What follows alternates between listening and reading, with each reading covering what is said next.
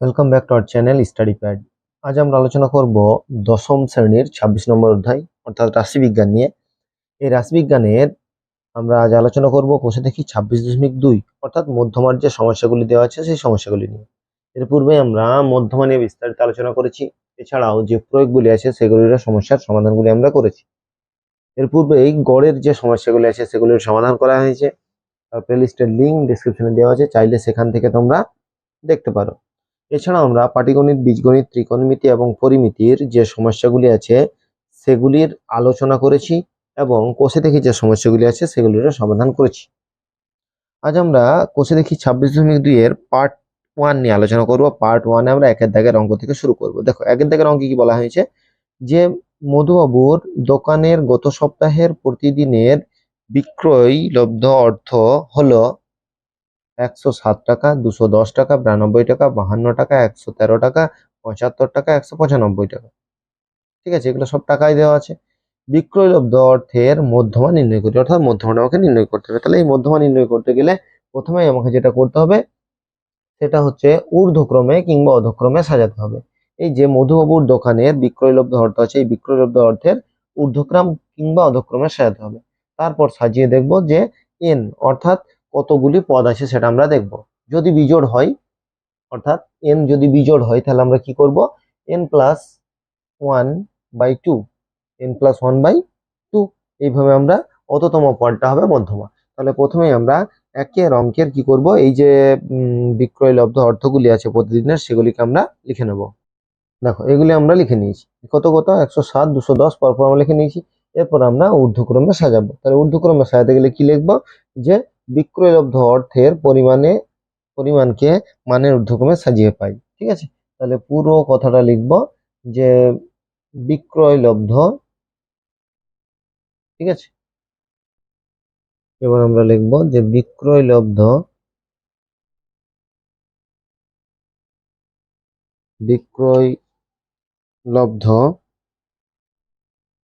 অর্থ অর্থের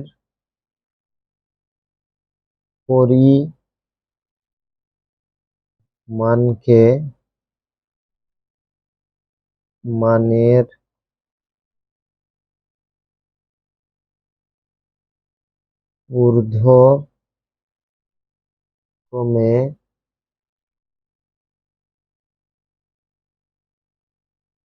সাজিয়ে পাই। ঠিক আছে, ঊর্ধ্বক্রমে সাজাবো, তেমন হচ্ছে ছোট থেকে বড়। এখানে সব থেকে ছোট কোনটা আছে, দেখো 52। তাহলে লাগলাম কত, 52। তারপর কত আছে 75। তারপর কত আছে 92। তারপর হচ্ছে 107। তারপর হচ্ছে 113, 195। তারপর হচ্ছে 10। 1 2 3 4 5 6 7। তাহলে n সমান কত 7। এটি একটি কি অযুগ্ম। ঠিক আছে, এটা হচ্ছে অযুগ্ম। অযুগ্মর ক্ষেত্রে কি আমরা মধ্যমা কিভাবে নির্ণয় করি, লিখব নির্ণেয় মধ্যমা। নির্ণেয় মধ্যমা, নির্ণেয় মধ্যমা তাহলে কি হবে, কততম পদ হবে, n+1/2 তম পদ। তাহলে এনটা কত হচ্ছে 7, তাহলে 7 + 1 তার মানে হচ্ছে 8। তাহলে 8/2 তার মানে হচ্ছে চতুর্থতম পদ। ঠিক আছে, প্রথম পদটি কত আছে, এখানে 4 নম্বর পদটি কত আছে, দেখো 107। 1 2 3 4, 4 নম্বর পদটা হচ্ছে 107। তাহলে নির্ণেয় মধ্যমা হয়ে গেল 107।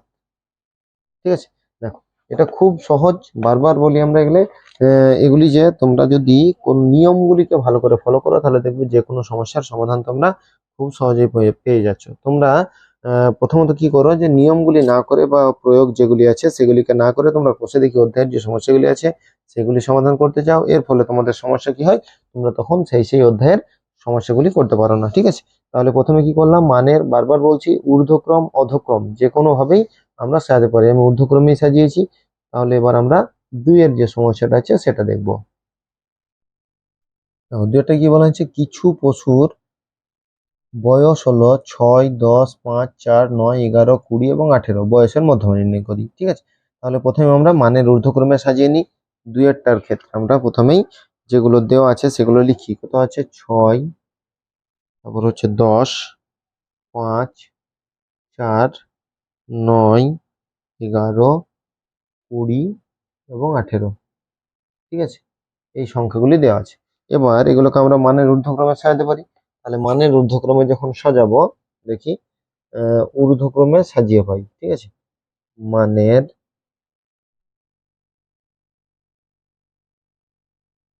ঊর্ধ্বক্রমে মানের ঊর্ধ্বক্রমে সাজিয়ে পাই।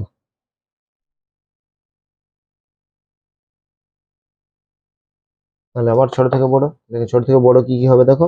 প্রথমে আছে 4, তারপর 5, তারপর 6, 7, 8 নেই, 9, তারপর 10, 11, 18 এবং 20। তাহলে এখানে দেখো এন হচ্ছে 1, 2, 3, 4, 5, 6, 7, 8। তাহলে 8, এটা হচ্ছে যুগ্ম, এটা হচ্ছে যুগ্ম সংখ্যা। ঠিক আছে, তাহলে যুগ্ম সংখ্যা কত হলো 8। এবার আমরা নির্ণেয় মধ্যমা, নির্ণেয় মধ্যমা, নির্ণেয় মধ্যমাটা কি করে বের করব। প্রথমে হচ্ছে হাফ ইন্টু যেটা আমরা জানি যে প্রথমে হচ্ছে n/2 এততম পদ যুক্ত একটা হচ্ছে n/2 প্লাস 1 তম পদ। বোঝা গেল। তাহলে 1/2, এখানে n কত আছে 8, তাহলে 8/2 এততম পদ যুক্ত 8/2 প্লাস 1 এততম পদ। তাহলে এবার আমরা কি করব, 1/2, তাহলে এটা হচ্ছে 4তম পদটা, আর এখানে হচ্ছে 4 প্লাস 1, 8 দিয়ে 4। এখানে যদি 8কে যদি 2 দিয়ে ভাগ করা হয় 4 প্লাস 1, তার মানে হচ্ছে 5। ঠিক আছে, মানে 4 নম্বর পদ আর 5 নম্বর পদ। এখানে দেখো 1, 2, 3, 4, 4 নম্বর পদ হচ্ছে 9, 5 নম্বর পদ হচ্ছে 10। তাহলে আমরা লিখবো 1/2, এটা হচ্ছে 9 প্লাস 10। তাহলে 9 প্লাস 10 মানে হচ্ছে 19, 19/2, তার মানে হচ্ছে 9.5। ঠিক আছে, এর মধ্যমা কত গেল 9.5 বছর। ঠিক আছে, দেখো প্রত্যেকটার ক্ষেত্রে এটার ক্ষেত্রে কি হতো, এটা কিন্তু টাকা হতো, যেহেতু টাকা বলে দিয়েছিলাম। তাহলে মধ্যমা একটা জোড় এবং একটা বিজোড়, অর্থাৎ যুগ্ম এবং অযুগ্ম দুটোর ক্ষেত্রেই আমরা বের করে দেখলাম। এবং দুটোতেই দেখো দু রকম নিয়ম, একটা হচ্ছে কি n+1/2 তম পদ, আর যদি জোড় হয় তাহলে n/2 তম পদ প্লাস n/2 প্লাস 1 তম পদ, দুটোকে যোগ করার পর 2 দিয়ে ভাগ, অর্থাৎ গড় আমাকে বের করে নিতে হবে। ঠিক আছে, এরপর আমরা তিনের যে সমস্যাটা আছে সেটা সমাধান করব। দেখো তিনেরটা কি বলেছে, তিনেরটা বলেছে 14 জন ছাত্রের প্রাপ্ত নম্বর হলো 42, 51, 56। ওই জন্য বলতে যাচ্ছি 14 জনের নাম্বার এখানে বলে দেওয়া আছে। প্রাপ্ত নম্বরের মধ্যমাকে নির্ণয় করতে হবে। তাহলে প্রথমেই এই 14 জনের যে প্রাপ্ত নম্বর তাকে ঊর্ধ্বক্রমে সাজাতে হবে। তাহলে প্রথমেই আমরা যেটা করব যে 14 জন ছাত্রের প্রাপ্ত নম্বরের প্রাপ্ত নম্বরের মানের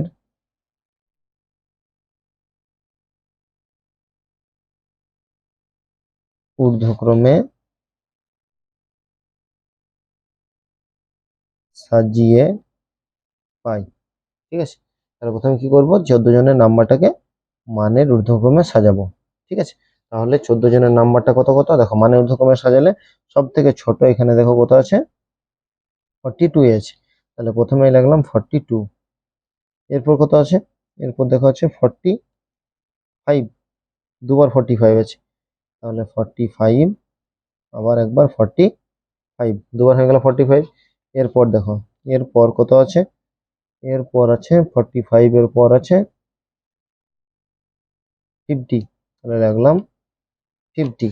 ঠিক আছে, তারপর দেখো আছে 51, তাহলে 51 লিখলাম। এরপর আছে 52, 52 লিখলাম। 52 আর কোথাও নেই। এরপর আছে 52 এর পর আছে 54, তাহলে 54। এরপর হচ্ছে 54 এর পর হচ্ছে 56, 56 লিখলাম। এরপর 56 এর 54 এর পর 55 এখানে আছে দেখো, 55, তারপর হচ্ছে 56। 56 এর পর কি আছে? আবার একটা 56 আছে। 56টা দুবার আছে, এখানে একবার আছে, আর 56 কোথাও একটা দেখলাম,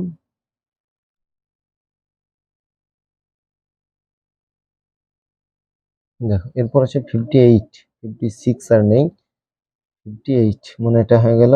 এরপর হচ্ছে 59, 59, এরপর হচ্ছে 60, 60 লিখলাম।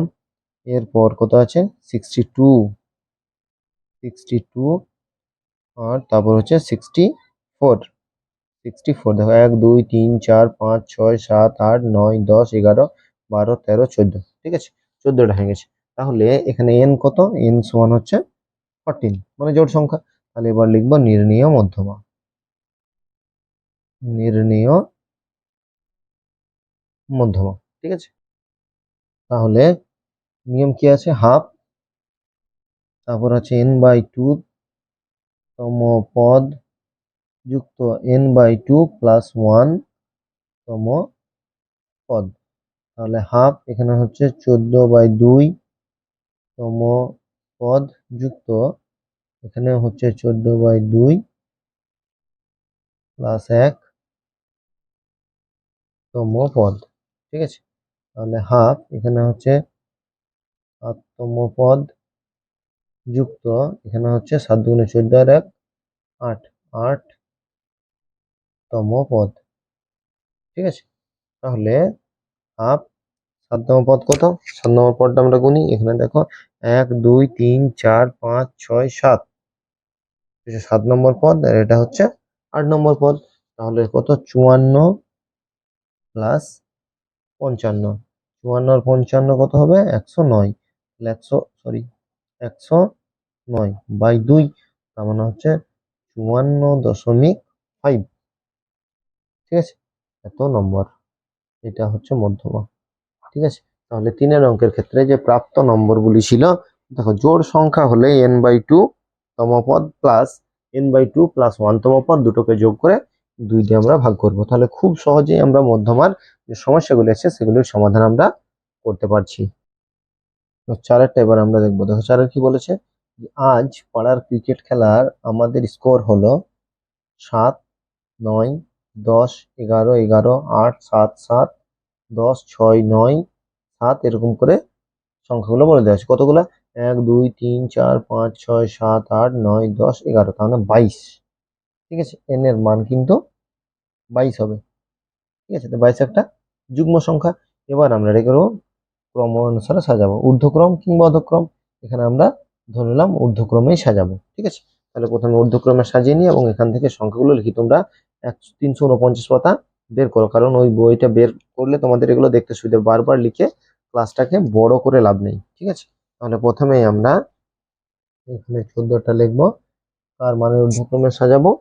এখানে আমরা খেলার স্কোর, ঠিক আছে, খেলার স্কোর ঊর্ধ্বক্রমে সাজিয়ে পাই, ঠিক আছে। তাহলে ঊর্ধ্বক্রমে সাজাতে গেলে আমার কি কি, দেখো কি কি লাগছে। প্রথমত হচ্ছে 6, সব থেকে কম হচ্ছে 6, ঠিক আছে। তাহলে প্রথমে আমার কটা 6 আছে? তোমরা বইয়ে দেখো 3টে 6 আছে, ঠিক আছে। তাহলে 6 6 6, এখানে দেখো তোমরা বইটা যদি দেখো তাহলে বুঝতে পারবে। দেখো 6, এখানে 6 এবং এখানে একটা 6, 7 কতগুলি আছে? 1 2 3 4 5, ঠিক আছে। এইভাবে আমরা পরপর কিন্তু লিখছি। তোমরা বইটা খুলে দেখো, তাহলে বুঝতে সুবিধা হবে। তাহলে 7 কয়টি? 7 হচ্ছে 5টি, 1 2 3 4 5, 5টি 7 হয়ে গেল।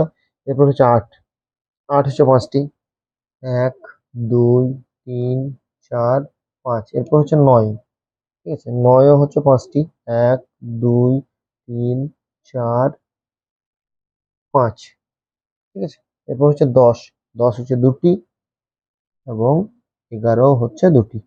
তাহলে সংখ্যাগুলো গুণ, 1 2 3 4 5 6 7 8 9 10 11 12 13 14 15 16 17 18 19, 20, 21, 22, তাহলে n হচ্ছে 22, n হচ্ছে 22, এটা হচ্ছে যুগ্ম সংখ্যা। ঠিক আছে, এরপর আমার কি করতে হবে, নির্ণেয় মধ্যমা। নির্ণেয় নির্ণেয় মধ্যমা, তাহলে কত হচ্ছে হাফ, এখানে হচ্ছে n/2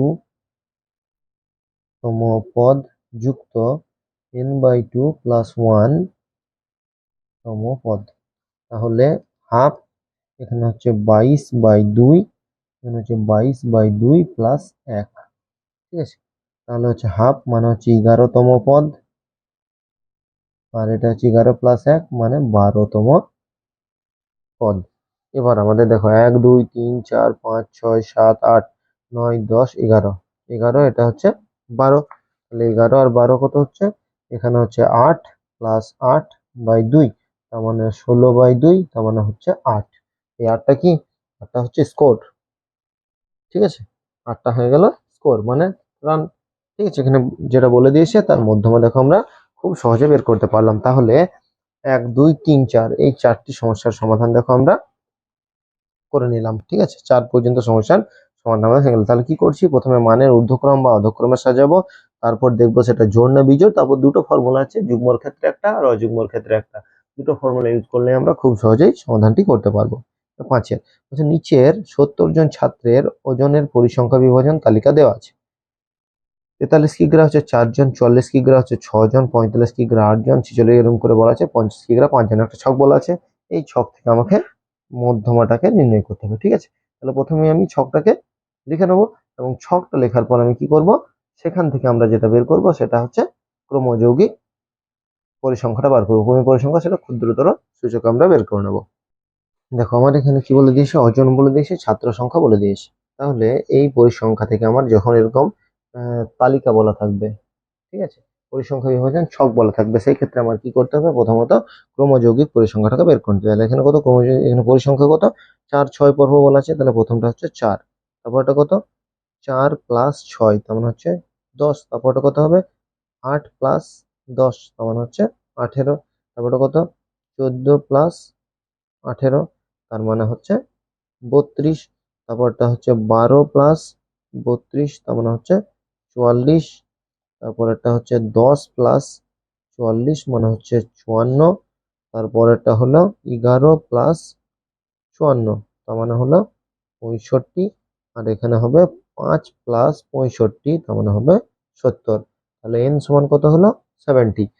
n কি যুগ্ম না জোড় না বিজোড়, n হচ্ছে জোড়, তাহলে n 70 হলো যুগ্ম সংখ্যা। ঠিক আছে, এবার আমাকে কি বের করতে হবে, এর মধ্যমা বের করতে হবে। তাহলে মধ্যমা, নির্ণেয় মধ্যমা, নির্ণেয় নির্ণেয় মধ্যমা। ঠিক আছে, মধ্যমা বের করার নিয়ম আমরা জানি, হাফ, তারপর এখানে হচ্ছে n/2, তাহলে যদি আমরা n/2 ধরি, এখানে n/2 কত হবে 70/2, তাহলে 70/2 তম পদ যুক্ত 70/2 প্লাস 1, এটা আমরা দ্বিতীয় বন্ধনী দিলেই ভালো হবে, এততম পদ, আগের গুলোতেও তাই করবে। ঠিক আছে, এততম পদ, তাহলে আমরা কি করব, এখানে হাফ 70 মানে কত হচ্ছে 35, এততম পদ, এটা হচ্ছে 35 প্লাস 1, তার মানে 36 তম পদ। এবার এই দুটো পদ কোথায় আছে, তাহলে আমাকে কি করতে হবে, এখানে আমাকে খুঁজতে হবে যে এততম পদ কোথায় আছে। তাহলে এখানে দেখো, এখানে যদি আমরা দেখি, এখানে আমাদেরকে খুঁজে বের করে নিতে, দেখো এখানে 32 পর্যন্ত আমরা পাচ্ছি, 32, 32-এর পর কত 33, 34, 35, 36 এরকম করে আরো 12টা, যেগুলোর মান হচ্ছে কত 40 পর্যন্তের মান হচ্ছে কত 47।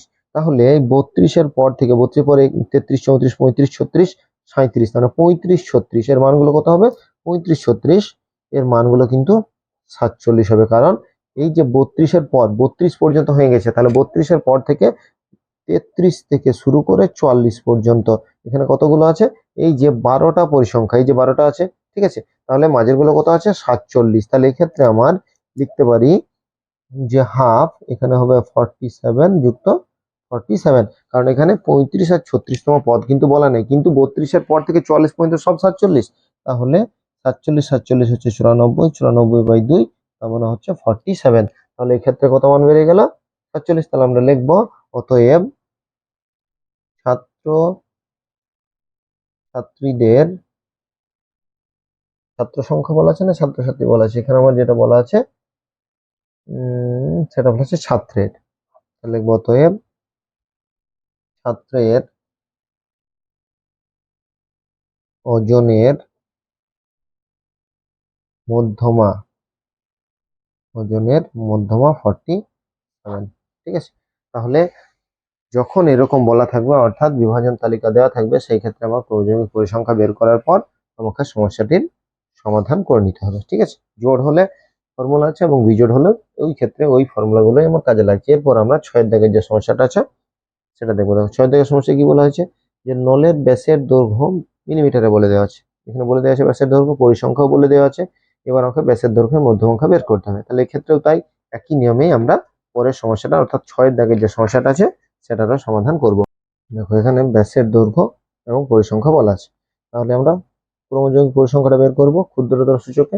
এইভাবেই ছকটা তৈরি করবো। তাহলে প্রথমটা হচ্ছে 3, 4 আর 3 7, 7 আর 10 17, 17 আর 15 হচ্ছে 32, 32 আর 25 হচ্ছে 57, 57 আর 13 হচ্ছে 70, 70 76, 76 আর 4 হচ্ছে 80।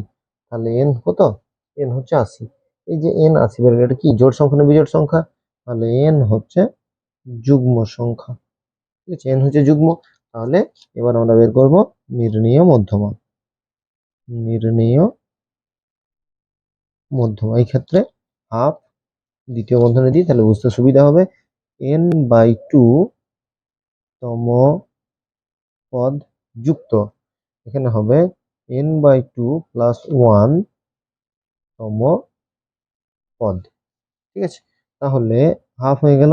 এন এন কত? 40, 80। তাহলে 80/2 এততম পদ প্লাস এখানে হচ্ছে 80/2 প্লাস 1 এততম পদ। তাহলে 1/2 এটা হচ্ছে 40তম পদ, এটা হবে 41তম পদ। তাহলে 40তম পদ এবং 41তম পদ কোথায় আছে দেখো, এখানে আমার যেটা দেওয়া আছে 32 থেকে 57 পর্যন্ত। তাহলে 33 থেকে একদম 57 পর্যন্ত এর মানটা কত হচ্ছে? 22। এর মানটা হবে 22। তাহলে 22 যদি হয় তাহলে 40 এবং 41 দুটোই 22 হবে। তাহলে সেই ক্ষেত্রে আমরা লিখতে পারি হাফ, এখানে হচ্ছে 22 যুক্ত 22, এখানে এততম পদ ছিল। তাহলে আমরা লিখবো 44/2, তার মানে হচ্ছে 22। তাহলে এখানে অ্যান্সার আমার কত বেড়ে গেল? এখানে অ্যান্সার বেড়ে গেল 22। তাহলে প্রত্যেকটা ক্ষেত্রে বারবার বলছি যে মধ্যমার এই যে দুটি ফর্মুলা আমরা যদি জানি তাহলে খুব সহজেই আমরা সমস্যাগুলি সমাধান করতে পারবো। তাহলে 1 থেকে 6 পর্যন্ত পার্ট 1 আমরা 349 পাতার যে সমস্যাগুলি আছে সেগুলি আলোচনা করলাম, সমাধান করলাম। এই সমাধানগুলি করতে গিয়ে তোমাদের কোথাও অসুবিধা হলে বা বুঝতে না পারলে অবশ্যই আমাদেরকে জানাবে। আর আমাদের চ্যানেল নতুন হলে অবশ্যই চ্যানেলটিকে সাবস্ক্রাইব করবে পরবর্তী ক্লাসগুলি পাওয়ার জন্য। আমাদের ক্লাস ভালো লেগে থাকলে অবশ্যই যেগুলি তোমাদের অসুবিধা হবে কমেন্ট করে জানাবে এবং বন্ধুদের মধ্যে শেয়ার করে যাতে তারাও উপকৃত হয়। অঙ্কে ভালো নম্বর পেতে গেলে কিন্তু রাশিবিজ্ঞানটা ভালোভাবে শিখতে হবে, কারণ এখান থেকে খুব সহজেই নাম্বার পাওয়া যায়। পাস করার জন্যও যদি তোমরা অঙ্ক করছো সেক্ষেত্রেও কিন্তু রাশিবিজ্ঞান খুবই গুরুত্বপূর্ণ। বারবার বলছি তোমরা ভালো করে পড়াশোনা করো। অঙ্ক কোথাও বুঝতে অসুবিধা হলে অবশ্যই আমাদেরকে জানাও। আজ এই পর্যন্তই, পার্ট 2 নিয়ে খুব শীঘ্রই হাজির হবো। তখন পর্যন্ত সকলকে ধন্যবাদ। সবার দিন শুভ হোক, ভালো থাকো, সুস্থ থাকো।